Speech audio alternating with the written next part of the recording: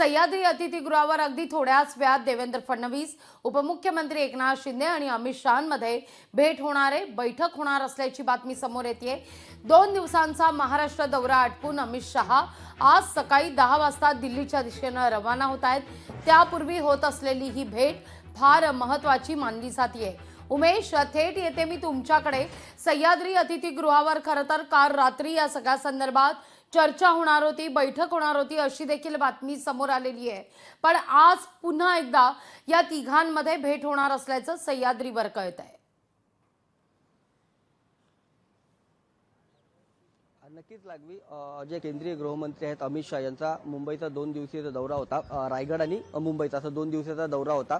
हा दौरा आज सकाळी आटपते आणि सकाळी 10 वाजता अमित शहा आता सह्याद्री अतिथीगृहातून बाहेर पडतील। त्यामुळे या 2 दिवसाच्या या जो दौरा होता, या दौऱ्यादरम्यान त्यांनी अनेक राजकीय चर्चा ज्या आहेत त्या सगळ्या मुख्यमंत्री असतील, उपमुख्यमंत्री असतील यांच्यासोबत केलेल्या आपल्याला पाहायला मिळतात।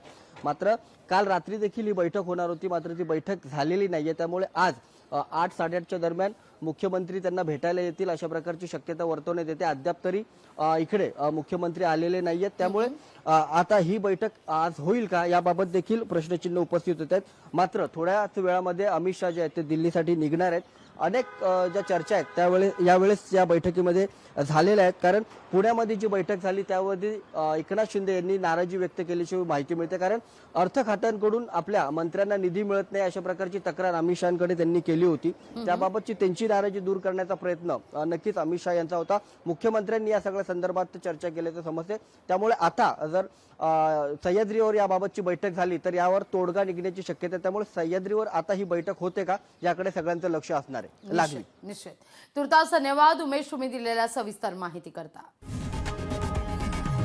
लोकशाही मराठी ऐका, पहा, जागरूक रहा।